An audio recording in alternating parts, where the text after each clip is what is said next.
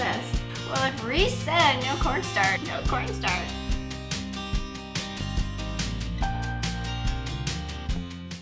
Hi friends, welcome back. Today I'm making a really fun dessert from Reese Witherspoon. She has a cookbook out that's called Whiskey in a Teacup, and in it, she has a grandmother's recipe for a mile-high lemon meringue pie. Really excited, it's the tail end of summer and it's lemon. Who doesn't love lemon? Now we're going to make the pie filling. You need 6 large eggs and 2 extra yolks and 2 cups of sugar. So now we're going to mix the eggs and the sugar constantly over a medium to low heat for about 10 to 12 minutes until it's thick enough, almost like eggnog. All right, we're going to add in 2 tablespoons of lemon zest, 3/4 of a cup of lemon juice, and a whole stick of butter. And that is the lemon filling. So I'm going to set this aside and let it cool and get started on the meringue portion. So the first thing we need is 6 egg whites. Now you have to be really careful not to get any of the egg yolk in this or you won't be able to fluff it up really well. And it's really important that you use this room temperature. If it's room temperature, it'll fluff up nice. I'm gonna froth these egg whites for about 3 minutes until they get nice and frothy, and then we'll add in our other ingredients. So first, we're gonna add in some salt.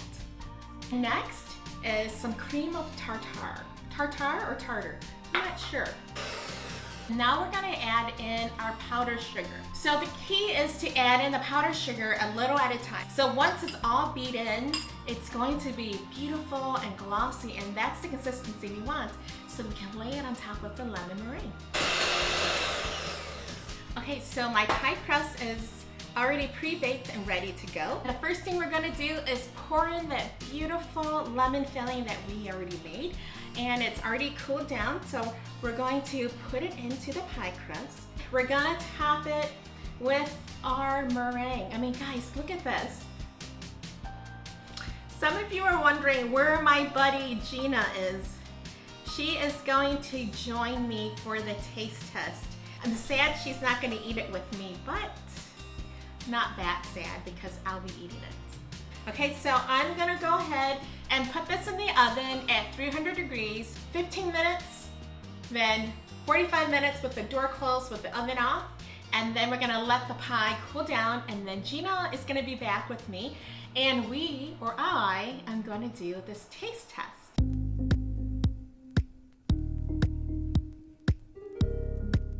So, how did it go? It wasn't that bad. Before I take this out, I do want to say I did everything it said. I also put it in the fridge just to see if it would help solidify the filling. So I'm saying all of this, Gina, because as I'm cutting it, it's looking kind of wet.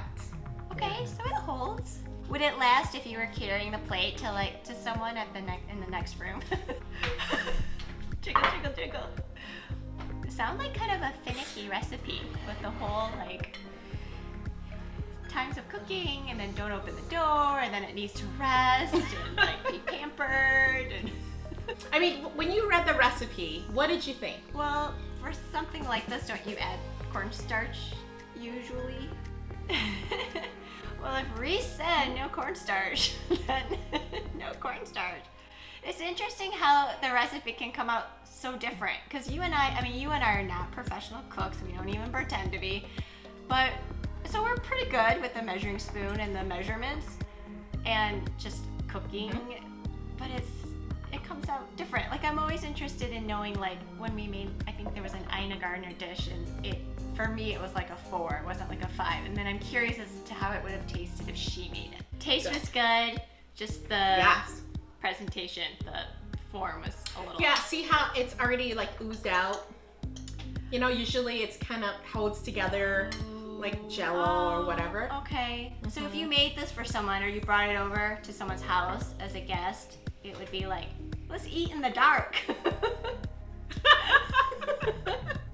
So So, okay, I will be doing a rating by myself because Gina did not get to taste it with me. And then she didn't do the whole pain laboring of like standing there for 8 minutes. In terms of ease, I'm gonna give this a 4.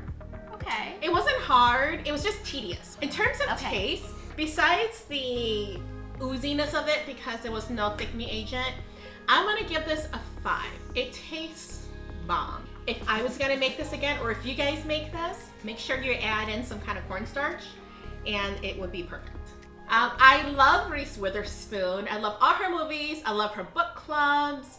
And I mean, I love her food too. I just have to make a couple tweaks. Maybe I don't have the touch, you know, it's her grandma's recipe, so maybe grandma has the special touch and I just don't. Well, thanks for joining Kat, even though I wasn't able to cook with her, but I will be in the kitchen next week, so make sure you subscribe so you can catch our next recipe as soon as it launches. Thanks for joining, and we look forward to cooking with you guys again. Thank you, bye.